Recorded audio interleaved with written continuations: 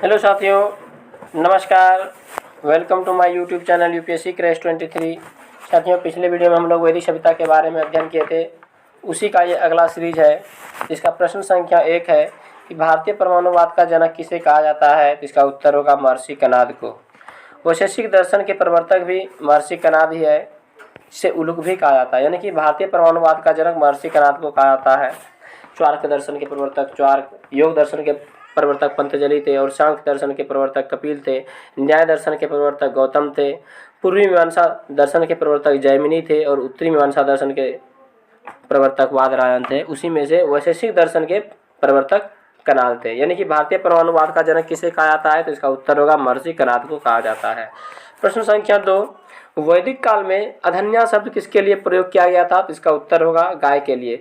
वैदिक काल में गाय को न मारे जाने योग्य पशु की श्रेणी में रखा गया था, इसलिए वैदिक काल में अधन्या शब्द गाय के लिए प्रयोग किया गया था। प्रश्न संख्या 3, वैदिक काल में गाय की हत्या करने वाले या उसे घायल करने वालों के लिए वेदों में किस प्रकार की सजा की व्यवस्था की गई थी। तो इसका उत्तर होगा मृत्युदंड अथवा देश से निकाले जाने की व्यवस्था की गई थी। वैदिक काल में गाय की हत्या करने वाले या उसे घायल करने वाले के लिए मृत्युदंड अथवा उसे देश से निकाले जाने की व्यवस्था की गई थी। प्रश्न संख्या 4, आर्यों का सबसे प्रिय पशु कौन था। तो इसका उत्तर होगा घोड़ा। आर्यों का सबसे प्रिय पशु कौन था। घोड़ा। आर्य सर्वप्रथम कहाँ बसे थे। तो ये मध्य एशिया से आए थे, जो कि अफगानिस्तान और पंजाब में बसे थे। आर्य विश्वामित्र के द्वारा गायत्री मंत्र का रचना किया गया था, जिसका मूल उद्देश्य ये था कि लोगों को आर्य बनाना। तो आर्यों का सबसे प्रिय पशु कौन था। तो इसका उत्तर होगा घोड़ा। आर्यों का सबसे प्रिय देवता कौन था। प्रश्न संख्या 5, आर्यों का सबसे प्रिय देवता कौन थे। तो इसका उत्तर होगा इंद्र, जो कि आर्यों का सबसे प्रिय देवता थे। प्रश्न संख्या 6, कुभा किस नदी का प्राचीन नाम है। तो इसका उत्तर होगा काबुल। यानी कि काबुल नदी का प्राचीन नाम कुभा है। प्रश्न संख्या 7, परुशनी किस नदी का पुराना नाम है। तो इसका उत्तर होगा रावी नदी। रावी नदी का पुराना नाम परुशनी नदी है। दशराग युद्ध, जो कि परुशनी यानी कि रावी नदी के तट पर लड़ा गया था, जिसका वर्णन ऋग्वेद के 7वें मंडल में है, जिसमें कि 10 राजाओं और सुदास के बीच में युद्ध हुआ था, जो कि सुदास विजयी हुए थे। प्रश्न संख्या 8, आर्यों द्वारा खोजी गई धातु क्या थी। इसका उत्तर होगा लोहा। आर्यों द्वारा किस धातु का खोज किया गया था। तो लोहा का खोज किया गया था। और वैदिक काल में लोहा को श्याम अयस्क कहा जाता था। प्रश्न संख्या 9, वैदिक काल में लोहा को क्या कहा जाता था। इसका उत्तर होगा श्याम अयस्क। वैदिक काल में लोहा को श्याम अयस्क कहा जाता था। प्रश्न संख्या 10, वैदिक काल में तांबे को क्या कहा जाता था। इसका उत्तर होगा लोहित अयस्क। वैदिक काल में तांबे को लोहित अयस्क कहा जाता था। प्रश्न संख्या 11, भारतीयों को लोहे का ज्ञान कब प्राप्त हुआ। इसका उत्तर होगा ईसा पूर्व 8वीं सदी में भारतीयों को लोहे का ज्ञान प्राप्त हुआ। यानी कि ईसा पूर्व 8वीं सदी में भारतीयों को लोहे का ज्ञान प्राप्त हुआ। प्रश्न संख्या 12, व्यापार हेतु दूर दूर तक जाने वाले व्यक्ति को क्या कहा जाता था। इसका उत्तर होगा पनी। व्यापार करने के लिए दूर दूर तक जाने वाले व्यक्ति को पनी कहा जाता था। प्रश्न संख्या 13, वैदिक काल में लेन देन में कौन सी प्रणाली प्रचलित थी। इसका उत्तर होगा वस्तु विनिमय प्रणाली। यानी कि वैदिक काल में कोई भी खरीदारी एक वस्तु के बदले दूसरे वस्तु ले आता था, यानी कि वस्तु विनिमय प्रणाली प्रचलित थी। प्रश्न संख्या 14, वैदिक काल में ऋण देकर ब्याज लेने वाले व्यक्ति को क्या कहा जाता था। तो वैकनॉट कहा जाता था या सूदखोर कहा जाता था। सूदखोर कहा जाता था। प्रश्न संख्या 15, मनुष्य एवं देवता के बीच मध्यस्थ की भूमिका निभाने वाले देवता के रूप में किसकी पूजा की जाती थी। तो इसका उत्तर होगा अग्नि देवता की। यानी कि मनुष्य एवं देवता के बीच मध्यस्थ की भूमिका निभाने वाले देवता के रूप में किसकी पूजा की जाती थी। तो इसका उत्तर होगा अग्नि देवता की। प्रश्न संख्या 16, ऋग्वेद में वर्णित सबसे पवित्र नदी कौन है। तो इसका उत्तर होगा सरस्वती। ऋग्वेद में सबसे पवित्र नदी के रूप में किसका वर्णन किया गया है। तो सरस्वती नदी का वर्णन किया गया है। प्रश्न संख्या 17, ऋग्वेद में गंगा नदी का उल्लेख कितने बार हुआ है। तो इसका उत्तर होगा 1 बार। ऋग्वेद में गंगा नदी का उल्लेख 1 बार हुआ है, यमुना नदी का 3 बार और सर्वाधिक बार सिंधु नदी का उल्लेख किया गया है। प्रश्न संख्या 18, ऋग्वेद में यमुना नदी का उल्लेख कितने बार हुआ है। तो 3 बार हुआ है। ऋग्वेद में यमुना नदी का उल्लेख 3 बार हुआ है, जो कि यमुना नदी जो कि यमुनोत्री से निकलता है और भारत की सबसे लंबी नदी गंगा की सहायक नदी है, जो कि गंगा जो कि बंगाल की खाड़ी में गिरती है। प्रश्न संख्या 19, ऋग्वेद में सर्वाधिक बार किस नदी का उल्लेख हुआ है? तो इसका उत्तर होगा सिंधु नदी। सिंधु नदी जो कि मानसरोवर झील तिब्बत से निकलते हुए भारत होते हुए ये पाकिस्तान के सिंध प्रांत से गुजरते हुए अरब सागर में गिरती है। तो ऋग्वेद में सर्वाधिक बार किस नदी का उल्लेख हुआ है? तो सिंधु नदी का। प्रश्न संख्या 20, उत्तर वैदिक काल में इंद्र के स्थान पर सबसे प्रिय देवता कौन थे? इसका उत्तर होगा प्रजापति। तो उत्तर वैदिक काल में इंद्र के स्थान पे सबसे प्रिय देवता कौन थे? तो प्रजापति। प्रजापति उत्तर वैदिक काल में इंद्र के स्थान पे सबसे प्रिय देवता थे। प्रश्न संख्या 21, विष्णु के 3 पगों की कल्पना का विकास किस काल में हुआ था? इसका उत्तर होगा उत्तर वैदिक काल। उत्तर वैदिक काल में विष्णु के 3 पगों की कल्पना का विकास हुआ था। प्रश्न संख्या 22, उत्तर वैदिक काल में राजा के राज्याभिषेक के समय कौन सा अनुष्ठान किया जाता था? इसका उत्तर होगा राजसूय यज्ञ। राजसूय यज्ञ जो कि उत्तर वैदिक काल में राजा के राज्याभिषेक के समय एक अनुष्ठान के रूप में किया जाता था। प्रश्न संख्या 23, उत्तर वैदिक काल में वर्ण व्यवस्था व्यवसाय की बजाय किस पर निर्धारित होने लगे? तो इसका उत्तर होगा जन्म के आधार। उत्तर वैदिक काल में वर्ण व्यवस्था व्यवसाय की बजाय किस पर निर्धारित होने लगे थे? इसका उत्तर होगा जन्म के आधार पर। प्रश्न संख्या 24, गोमती नदी का आधुनिक नाम क्या है? इसका उत्तर होगा गोमल। गोमल जो कि गोमती नदी का आधुनिक नाम है। इसका प्रश्न दूसरी तरह से भी बना सकते हैं कि गोमल नदी का प्राचीन नाम क्या है? तो गोमती नदी। तो गोमती नदी के किनारे एक बड़ा शहर है जो कि लखनऊ, ये उत्तर प्रदेश की राजधानी लखनऊ जो कि गोमती नदी के किनारे स्थित है। प्रश्न संख्या 26, शतुद्री किसका प्राचीन नाम है या शतुद्री किस नदी का प्राचीन नाम था? तो इसका उत्तर होगा सतलज। सतलज नदी का प्राचीन नाम है। सतलज नदी जो कि तिब्बत के मानसरोवर से झील से निकलकर भारत होते हुए सिंधु नदी में मिल जाती है। सतलज नदी के किनारे ही रोपड़ है जो कि पंजाब के रोपड़ जिले में पड़ता है, जो कि सिंधु घाटी सभ्यता का स्थल एक है रोपड़ जो कि सतलज नदी के किनारे पंजाब में स्थित है। प्रश्न संख्या 27, व्यास नदी का प्राचीन नाम क्या है? तो इसका उत्तर होगा विपाशा। विपाशा जो कि व्यास नदी का प्राचीन नाम है।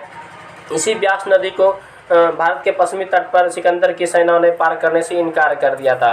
प्रश्न संख्या 28, अस्किनी किस नदी का प्राचीन नाम है? इसका उत्तर होगा चिनाब नदी। चिनाब नदी का प्राचीन नाम अस्किनी नदी है। प्रश्न संख्या 29, घग्गर नदी का प्राचीन नाम क्या है? प्रश्न संख्या 29, घग्गर नदी का प्राचीन नाम क्या है? तो इसका उत्तर होगा दृशदती, जो कि घग्गर नदी का प्राचीन नाम है। घग्गर नदी के किनारे ही सिंधु घाटी सभ्यता का एक स्थल है जो कि कालीबंगन, जो कि घग्गर नदी के किनारे स्थित है, जो कि राजस्थान के हनुमानगढ़ जिले के घग्गर नदी के किनारे स्थित है कालीबंगन। प्रश्न संख्या 30, सदानीरा किस नदी का प्राचीन नाम है? इसका उत्तर होगा गंडक नदी। गंडक नदी का प्राचीन नाम सदानीरा है। प्रश्न संख्या 31, झेलम नदी का प्राचीन नाम क्या होगा? तो इसका उत्तर होगा वितस्ता नदी, यानी कि झेलम नदी का प्राचीन नाम क्या था? तो वितस्ता नदी। झेलम नदी के किनारे ही सिकंदर एवं पोरस के साथ युद्ध करना पड़ा था। सिकंदर को पोरस के साथ युद्ध करना पड़ा था, जिसे हाइडेस्पिज के युद्ध के या झेलम या वितस्ता के युद्ध के नाम से जाना जाता है। प्रश्न संख्या 32, ऋग्वेद काल में युद्ध का देवता एवं वर्षा का देवता कौन था? तो इसका उत्तर होगा इंद्र, जो कि ऋग्वेद काल में युद्ध का देवता एवं वर्षा का देवता था इंद्र। प्रश्न संख्या 33, ऋग्वैदिक काल में देवता एवं मनुष्य के बीच मध्यस्थ की भूमिका कौन निभाता था? तो इसका उत्तर होगा अग्निदेव। अग्निदेव ऋग्वैदिक काल में देवता एवं मनुष्य के बीच मध्यस्थ की भूमिका निभाता था। प्रश्न संख्या 34, ऋग्वैदिक काल में पृथ्वी एवं सूर्य के निर्माता, समुद्र का देवता, ऋतु परिवर्तन व दिन रात कर्ता के देवता कौन थे? इसका उत्तर होगा वरुण। वरुण देवता को ऋग्वैदिक काल में पृथ्वी एवं सूर्य के निर्माता, समुद्र का देवता, ऋतु परिवर्तन व दिन रात कर्ता थे। प्रश्न संख्या 35, ऋग्वैदिक काल में विश्व के नियामक व शासक किस देवता को माना जाता था? तो वरुण को। या फिर सत्य का प्रतीक किस देवता को माना जाता था? तो वरुण देवता को माना जाता था। प्रश्न संख्या 36, ऋग्वैदिक काल में वनस्पति का देवता कौन था? इसका उत्तर होगा सोम, जो कि वनस्पति का देवता था। वनस्पति से बनाए जाने वाला एक पेय पदार्थ था जिसे सोम रस कहा था, जो कि देवता लोग इसे पान करते थे। तो वनस्पति का देवता कौन था? सोम था। प्रश्न संख्या 37, ऋग्वैदिक काल में विश्व के संरक्षण एवं पालनकर्ता किस देवता को माना जाता था? इसका उत्तर होगा विष्णु देव को, यानी कि ऋग्वैदिक काल में विश्व के संरक्षक एवं पालनकर्ता किस देवता को माना जाता था? तो विष्णु देव को माना जाता था। प्रश्न संख्या 38, आंधी एवं तूफान का देवता कौन था? इसका उत्तर होगा मरुद, जिसे आंधी एवं तूफान का देवता कहा जाता था। प्रश्न संख्या 39, आकाश का देवता या सबसे प्राचीन देवता कौन था? इसका उत्तर होगा ध्यो। ऋग्वैदिक काल में आकाश का देवता या सबसे प्राचीन देवता कौन था? तो ध्यो था। प्रश्न संख्या 40, उत्तर वैदिक काल में हल को क्या कहा जाता था? इसका उत्तर होगा शीरा। उत्तर वैदिक काल में हल को शीरा कहा जाता था। प्रश्न संख्या 41, हल रेखा को क्या कहा जाता था? उत्तर वैदिक काल में हल रेखा को क्या कहा जाता था? इसका उत्तर होगा सीता। उत्तर वैदिक काल में हल को शीरा कहा जाता था एवं हल रेखा को सीता कहा जाता था। प्रश्न संख्या 42, उत्तर वैदिक काल में मुद्रा की इकाइयाँ क्या थी? प्रश्न संख्या 42, उत्तर वैदिक काल में मुद्रा की इकाइयाँ क्या थी? इसका उत्तर होगा निष्क एवं शतमान, जो कि मुद्रा की इकाइयाँ थी। किस काल में सिक्कों के चलन का कोई प्रचलन नहीं मिलता है? प्रश्न संख्या 43, किस काल में सिक्कों के चलन का कोई प्रचलन नहीं मिलता है? इसका उत्तर होगा उत्तर वैदिक काल में सिक्कों के चलन का प्रचलन नहीं मिलता है। और उत्तर वैदिक काल में मुद्रा की इकाइयाँ क्या थी? तो निष्क एवं शतमान, जो कि मुद्रा की इकाइयाँ थी। प्रश्न संख्या 44, भारत के सभी दर्शनों में सबसे प्राचीन दर्शन कौन थे? तो इसका उत्तर होगा सांख्य दर्शन। सांख्य दर्शन, जो कि महर्षि कपिल के द्वारा लिखा गया था, जो कि भारत के सभी दर्शनों में सबसे प्राचीन दर्शन थे। योग दर्शन के संस्थापक पतंजलि थे। न्याय दर्शन के संस्थापक गौतम थे। चार्क दर्शन के संस्थापक चार्क थे। उत्तरी मीमांसा के बादरायण एवं पूर्वी मीमांसा के दर्शक जैमिनी थे। और वैशेषिक दर्शन के संस्थापक यानी कि प्रवर्तक उलूक या कनाल थे। प्रश्न संख्या 45, सांख्य दर्शन के अनुसार मूल तत्व कितने थे? इसका उत्तर होगा 25। सांख्य दर्शन के संस्थापक कौन थे या प्रवर्तक कौन थे? तो महर्षि कपिल थे। यानी कि सांख्य दर्शन के अनुसार मूल तत्व कितने थे? 25 थे, जिसमें पहला तत्व कौन था? तो प्रकृति को पहला तत्व माना गया था। भारत के सभी दर्शनों में सबसे प्राचीन दर्शन कौन थे? सांख्य दर्शन से। अलार्क कलाम से गौतम बुद्ध ने भी अपने गुरु अलार्क कलाम से सांख्य दर्शन की शिक्षा ली थी अलार्क कलाम से। प्रश्न संख्या 46, सत्यमेव जयते कहाँ से लिया गया है? तो इसका उत्तर होगा मुंडकोपनिषद। सत्यमेव जयते कहाँ से लिया गया है? तो मुंडकोपनिषद से लिया गया है। मुंडकोपनिषद में यज्ञ की तुलना किससे की गई है? तो फूटी नाव से की गई है। प्रश्न संख्या 47, मुंडकोपनिषद में यज्ञ की तुलना किससे की गई है? तो फूटी नाव से की गई है। प्रश्न संख्या 48, सबसे पहले श्राद्ध की प्रथा का शुरुआत किसके द्वारा किया गया था? तो इसका उत्तर होगा दत्तात्रेय ऋषि के बेटे निमि के द्वारा श्राद्ध की प्रथा का शुरुआत किया गया था। प्रश्न संख्या 49, उत्तर वैदिक काल में सर्वप्रथम पक्की ईंटों का प्रयोग किस नगर में हुआ था? तो इसका उत्तर होगा कौशाम्बी, जो कि वत्स महाजनपद की राजधानी थी। कौशाम्बी नगर में सर्वप्रथम पक्की ईंटों का प्रयोग हुआ था। उत्तर वैदिक काल में सर्वप्रथम पक्की ईंटों का प्रयोग कहाँ हुआ था या किस नगर में हुआ था? तो इसका उत्तर होगा कौशाम्बी नगर में, जो कि वत्स महाजनपद की राजधानी थी। प्रश्न संख्या 50, महाकाव्य कितने हैं? तो इसके उत्तर हो गए 2, महाभारत एवं रामायण। महाकाव्य कितने हैं? 2 हैं, महाभारत एवं रामायण। प्रश्न संख्या 51, विश्व का सबसे बड़ा महाकाव्य कौन है? तो इसका उत्तर होगा महाभारत। विश्व का सबसे बड़ा महाकाव्य कौन है? तो महाभारत है। प्रश्न संख्या 52, महाभारत का प्राचीन नाम क्या था? इसका उत्तर होगा जय संहिता। जय संहिता, जो कि महाभारत का प्राचीन नाम था। विश्व का सबसे बड़ा महाकाव्य कौन था या क्या है? तो इसका उत्तर होगा महाभारत। महाभारत का प्राचीन नाम क्या है? जय संहिता। मुगल काल में महाभारत का फारसी में अनुवाद कर इसका नाम क्या दिया गया? तो रज्मनामा। रज्मनामा, जो कि युद्धों की पुस्तक है, युद्धों की पुस्तक।